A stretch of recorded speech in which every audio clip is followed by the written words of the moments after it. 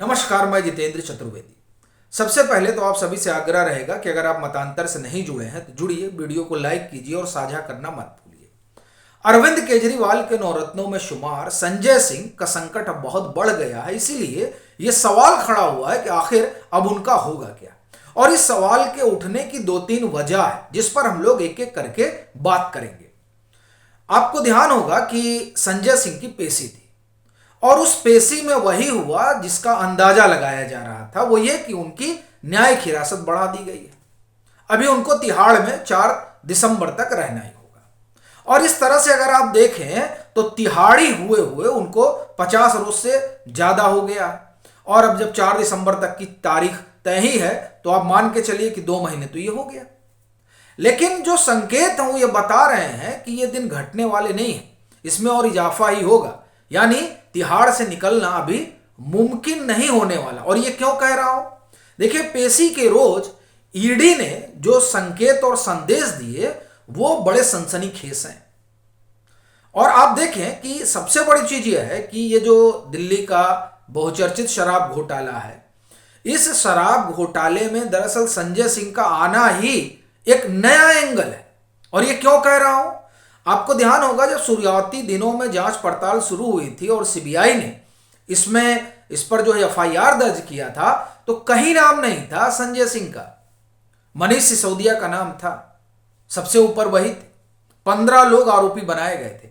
लेकिन जैसे जैसे जांच पड़ताल आगे बढ़ती गई वैसे वैसे इस मामले में नए नए किरदार जुड़ते गए और वैसे वैसे ये बात सामने आने लगी कि मामला सिर्फ दिल्ली तक नहीं फैला हुआ है, इसके तार पंजाब तक गए हैं, इसके तार तेलंगाना तक गए हैं। अच्छा, यहां तक तो बात चल रही थी, लेकिन संजय सिंह का नाम आना और उस नाम के बाद इस तरह की बातें निकल कर आना ये अपने आप में बड़ा सनसनीखेज मामला बना देता है। क्योंकि देखिए, अब क्या कहा जा रहा है?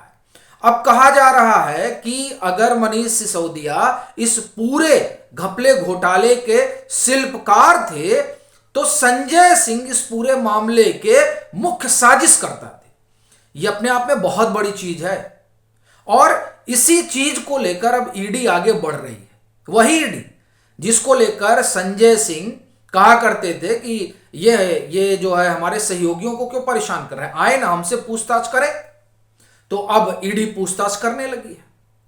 और जिस ईडी को धमकाया करते थे, अब देखिए कि उसी ईडी से आप एक तरह से कहें कि सन्न मारे हुए हैं। तो वो जो पेशी के दरमियान ईडी ने कहा और जो ईडी ने कहा वो सही मायने में संजय सिंह के लिए बड़ी बात है। ईडी सप्लीमेंट्री चार्जशीट दाखिल करने जा रही है और ये देखिए बहुत महत्वपूर्ण है। क्यों महत्वपूर्ण है? ये हाई कोर्ट गए अपनी गिरफ्तारी को चुनौती देने, याचिका खारिज हो गई और कहा गया कि ईडी जो कर रही है सब ठीक है। ये सुप्रीम कोर्ट गए, सुप्रीम कोर्ट ने कहा कि हम इस पर सुनवाई करेंगे लेकिन आप जो है बेल के लिए वो निचली अदालत जाइए। अब देखिए, बेल के लिए ये अप्लाई कर चुके हैं और उधर सुप्रीम कोर्ट ने ईडी को नोटिस कर रखा है। अब ये जो तमाम घटनाक्रम है इसके बीच ईडी सप्लीमेंट्री चार्जशीट दाखिल करने जा रही है। अब आप देखिए कि उसमें क्या क्या होने जा रहा है। बेल मानी जा रही है तकरीबन कि बड़ी मुश्किल है संजय सिंह के लिए। क्यों यह माना जा रहा है? इसमें 3-4 चीजें हैं जो प्राइमा फेसिया दिखाई दे रही हैं। पहला तो डराने धमकाने वाला मसला, जिसको दिनेश अरोड़ा खुद कह चुके। दिनेश अरोड़ा ही गवाह है, सरकारी गवाह है और दिनेश अरोड़ा की ही गवाही है कि साहब हमको धमकाया गया था, हमको डराया गया था कि नाम मत लेना मेरा, इसीलिए हम इनका नाम नहीं लिए। क्योंकि ये बात संजय सिंह ने उठाई कोर्ट में।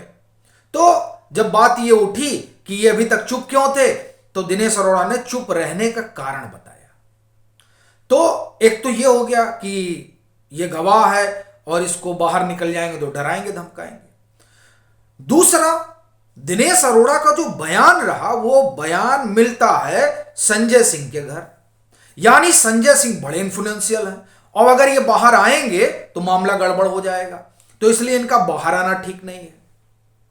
तीसरा, जो जो इनके खिलाफ एविडेंस, ये तो हो गया कि इन्फ्लुएंशियल आएंगे तो डराए धमकाएंगे, और इसीलिए देखिए इनको जमानत नहीं मिल पा रही। यानी जो ये दिल्ली हाई कोर्ट गए तो मामला इनका नहीं बना, और जब ईडी ने इनको हिरासत में लिया था, फिलहाल तो न्यायिक हिरासत में है, लेकिन जब ईडी ने हिरासत में लेकर पूछताछ की थी तो उसके बाद भी ये जब कोर्ट गए तो यही बात निकलकर सामने आ रही थी, डराने धमकाना। और दूसरी बड़ी चीज है कि इनकी अपनी भूमिका, और उस भूमिका में दो तीन बातें ईडी जो है वो बड़ी प्रमुखता से कह रही है। वो ये कि इनके जो सहयोगी हैं वो साझीदार कैसे हो गए, आखिर में ऐसा क्या था कि उनको साझीदार बना लिया गया। और दूसरा, दिनेश अरोड़ा ने कहा कि साहब हमने पैसे भेजे हैं 1-1 करोड़ 2 बार में। तो जो उसने पैसे भेजे हैं और जो तमाम लोगों से इनकी बातचीत हुई है, वो सब डाटा जो है वो ईडी के पास है, कई जीबी डाटा है।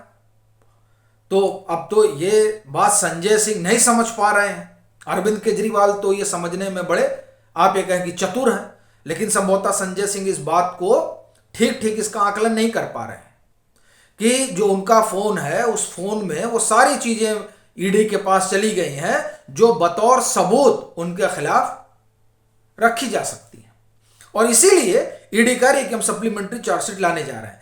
अब वो सप्लीमेंट्री चार्जशीट जो बनने जा रही है, अब आप देखिए कि वो दाखिल होगी, उससे पहले इनकी जमानत याचिका पर सुनवाई होगी। तो यानी ये जो जमानत याचिका पर इनकी सुनवाई होगी उसमें अभी बहुत कुछ रहस्य खुलेगा, और वो जो रहस्य है वो संजय सिंह के लिए तो समझिए कठिनाई पैदा करेगा ही करेगा, लेकिन अरविंद केजरीवाल के लिए भी वो समस्या खड़ी करेगा। इसीलिए ये माना जा रहा है कि जिस तरीके की चीजें चल रही हैं उसमें संजय सिंह के लिए राहत की फुहार नहीं आने वाली है। और ये देखिए, ये अभी अकेला एक मामला है, डिफेमेशन के तो 2-2 मामले हैं जो संजय सिंह के गले में पड़े हुए हैं, जिसमें अभी एक में देखिए वो अमृतसर गए हुए थे, विक्रम मजीठिया वाला मामला, और दूसरा जो है वो डिग्री विवाद जो गुजरात यूनिवर्सिटी ने डिफेमेशन का केस कर रखा है। तो ये 2 मामले अलग हैं, और उसमें दिल्ली का शराब घोटाला, जिसको लेकर अरविंद केजरीवाल भी कहते हैं, संजय सिंह भी कहते हैं, पूरी आम आदमी पार्टी ही कहती है कि सिर्फ फंसाया जा रहा है। अब बताइए, फंसाया जा रहा है, लेकिन अपने पक्ष में एक सबूत जो है वो न संजय सिंह रख पाते हैं और न मनीष सिसोदिया रख पाते हैं कि नहीं साहब हम लोगों को जो है ये ईडी इंप्लीकेट कर रही है, हमने कुछ किया नहीं है। ये साबित कर पाना मुश्किल हो रहा है, और दरअसल यही जो मुश्किल है वो संजय सिंह के लिए सबसे बड़ा संकट पैदा कर रही है।